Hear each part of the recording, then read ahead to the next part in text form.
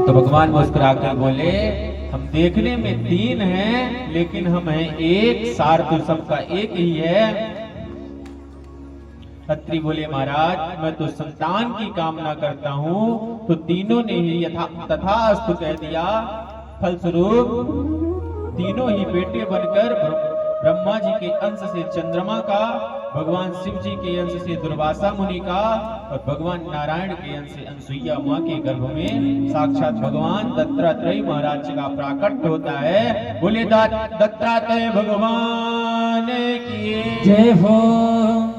अब मैत्री मुनि कहते हैं, विदुर जी, मनु महाराज की जो सबसे छोटी बेटी है प्रसूति देवी का विवाह दक्ष प्रजापति के साथ हुआ, जिनके 16 बेटियां हुई। उन 16 कन्याओं में 13 कन्याएं धर्म की पत्नी बनी और उन धर्म की मूर्ति नामक पत्नी के गर्भ से भगवान नर और नारायण के रूप में प्रकट हुए, कि आज भी बद्री नारायण में विराजमान है। और स्वाहा नामक जो उनकी बेटी थी ना, उसका विवाह अग्निदेव से हुआ। और स्वधा नामक बेटी जो थी वो पितरों को विवाही गई। इसलिए जब और इसीलिए जब अग्नि के हवन करते हैं तो स्वाहा बोलते हैं, और जब पितरों का कार्य करते हैं तो स्वधा बोलते हैं। और एक बेटी भगवान शंकर को ब्याही गई, जिसका नाम सती रखा गया। शिव पत्नी सती देवी की कोई संतान नहीं हो सकी, क्योंकि एक बार दक्ष ने भोलेनाथ का अपमान किया था, जिस देवी सती सह न सकी और माता सती ने अपना शरीर यज्ञ में त्याग दिया। और एक बार की बात है, दक्ष की सभा में जब दक्ष राजा बना, दक्ष की सभा में सब खड़े हुए, ब्रह्मा विष्णु महेश नहीं खड़े हुए थे। तो राजा दक्ष ने ब्रह्मा विष्णु को तो कुछ नहीं कहा, लेकिन शंकर जी को सारी गालियां दे डाली। और जब गालियां देने लगे तो शंकर जी के पार्षद क्रोध में आ गए, और दक्ष प्रजापति और शंकर जी के पार्षदों के बीच भयंकर युद्ध हुआ। इधर से श्राप चलने लगे, उधर से श्राप होने लगे, और आगे चल के खूब भयानक युद्ध हुआ। तब भी शंकर जी मुस्कुरा के अपने पार्षदों से कहते हैं कि भाई भाई किसी को यहाँ कुछ मत कहो, ससुराल में तो लोग गालियां देते ही हैं, ससुराल में तो सभी गाली खाते हैं ना, तो ये तो हमारा ससुराल है।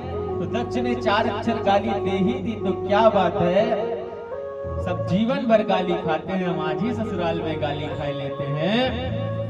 और शंकर जी अपने गढ़ों को लेके चले आए हैं।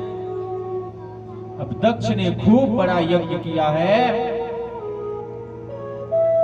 और यज्ञ में सभी को न्योता दिया है, लेकिन अपनी पुत्री को सती को निमंत्रण नहीं दिया है।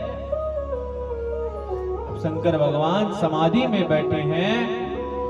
एक दिन शंकर भगवान समाधि में बैठे हैं, और सती मैया देख रही है कि आकाश से बार बार रथ की यात्रा निकल रही, सारे देवी देवता दक्ष प्रजापति के यहाँ जाने को तैयार हैं, दक्ष प्रजापति के यहाँ जा रहे हैं। अब सती मैया शंकर भगवान के पास आती हैं और शंकर जी से कहती हैं कि आज क्या बात है कि आज देवता लोग सुबह से अपने वाहन लेके जा रहे हैं, आकाश में घूमड़ रहे हैं। इतने में 2-4 देवता निकलते हैं, और सती मैया पूछती हैं आज कहाँ जा रहे हो? तो देवता कहते हैं कि क्यों आपको नहीं पता, आपके पिता ने राजा दक्ष ने बहुत विशाल यज्ञ रखा है, उस यज्ञ में हम सभी को निमंत्रण मिला है, हम सब उसी यज्ञ में जा रहे हैं।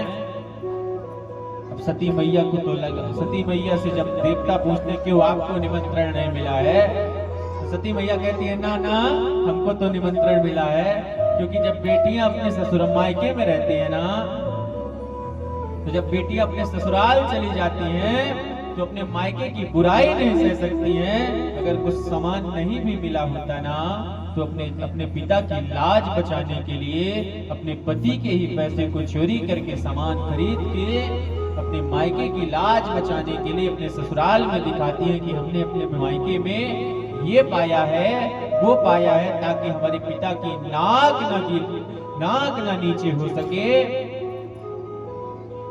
और आज सती मैया अपने पिता की लाज रखने के लिए देवताओं से कहते हैं, हाँ हाँ बुलाया है, हम भी थोड़ी देर में जाएंगे। सती मैया ने बात को दाब दी। थोड़ी देर में सती मैया सोचती हैं कि शायद हमारे पिता ने हमको बुलाया हो, न्योता पहुंचाने में थोड़ा लेट हो गया हो, अति व्यस्तता रही होगी, इतना विशाल यज्ञ है। अब सती मैया आती हैं शंकर भगवान के पास, उनके पैरों को दाबती हैं, पैर दाबते दाबते कहती हैं, नाथ आज आपके ससुराल में यज्ञ है, आप नहीं चलेंगे? शंकर भगवान मुस्कुरा के कहते हैं, देवी, क्योंकि शंकर भगवान तो ससुराल से गाली खा के ना आए थे, और जो गाली खा के आए और दोबारा गाली खाने काहे को जाए। और जब देवी कहते हैं, देवी निमंत्रण नहीं आया, और जिस घर से निमंत्रण नहीं आए उस घर पे हमें नहीं जाना चाहिए। तो सती मैया बार बार कहती हैं, हमारा मन है पिताजी कहीं भूल ना गए हो।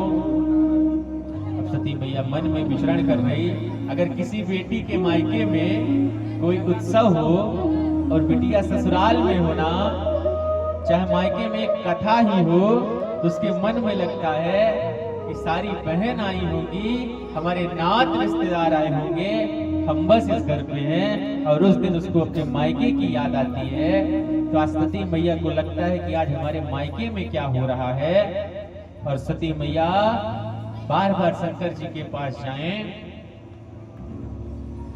और जब शंकर जी के पास बार बार जाएं, बार बार लौट आए, एक बार निर्णय ली और शंकर जी से कहती है, नाथ आप नहीं जाएंगे? शंकर जी कहते हैं, मैं नहीं जाऊंगा, और सती मैं तुमको भी मना करता हूं, तुम भी मत जाना। सती मैया बात नहीं मानती और चली जाती हैं। थोड़ी दूर जाती है, फिर भाग के आती हैं, क्योंकि सती मैया तो दुविधा में फंसी हैं कि मायके हमको जाना भी है और हमारे पति ने हमको आज्ञा भी नहीं दी है, तो हम ऐसे तो नहीं जा सकते हैं। लेकिन एक बार चली जाती हैं, और जैसे ही मायके जाती हैं, राजा दक्ष के यहाँ विशाल यज्ञ हो रहा है।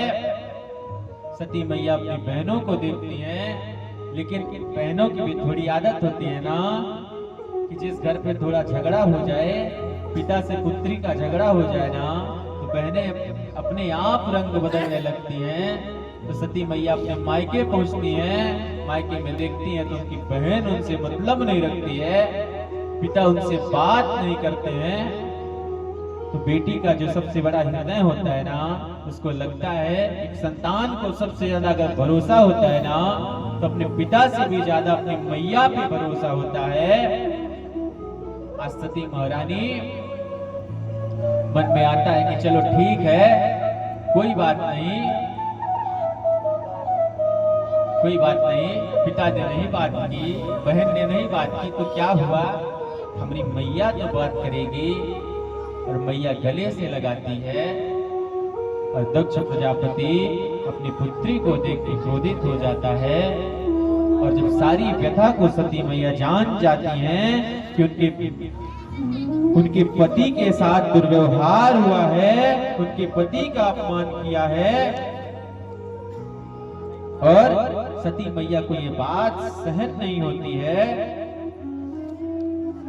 जब सती मैया को बात सहन नहीं होती, तो सती मैया कुछ कहती तो नहीं, पर अपने पिता से बस इतना ही कहती हैं कि अरे दक्ष, तूने मेरे पति का अपमान किया,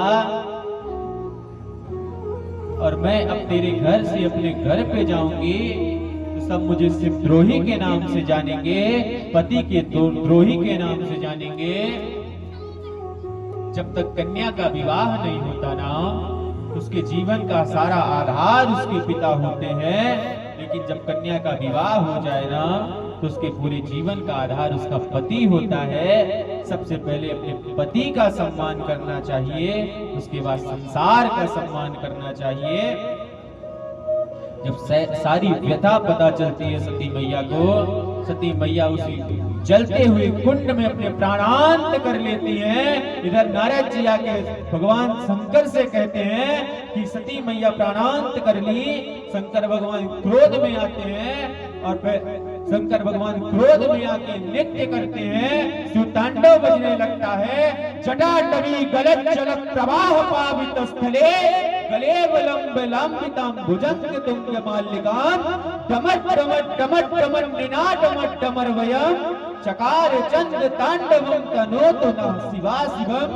शिवतांडव बजने लगता है। भगवान शंकर क्रोध में आके नाचने लगते हैं और अपने एक जटा उठाते हैं और वीरभद्र को प्रकट करते हैं और वीरभद्र से आदेश देते हैं कि तुम दक्ष के यज्ञ के साथ साथ दक्ष का समूल विनाश कर दो, क्योंकि अब ससुराल से संबंध तो हमारा खत्म हो गया है ना। क्योंकि ससुराल से संबंध कितने दिन होता है जितने दिन पत्नी है। जब पत्नी हमारी नहीं रही तो सबका समूल विनाश कर दो। शंकर भगवान के पार्षद पहुंचते हैं। राजा दक्ष के यहाँ विशाल युद्ध होता है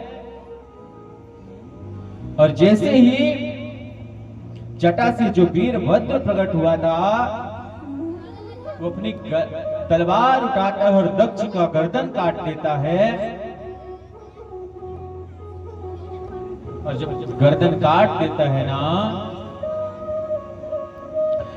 दक्ष का गर्दन काट देता है और शंकर भगवान तो छड़े तृष्टा भगवान शंकर तुरंत रुष्ट होते हैं और भगवान शंकर तुरंत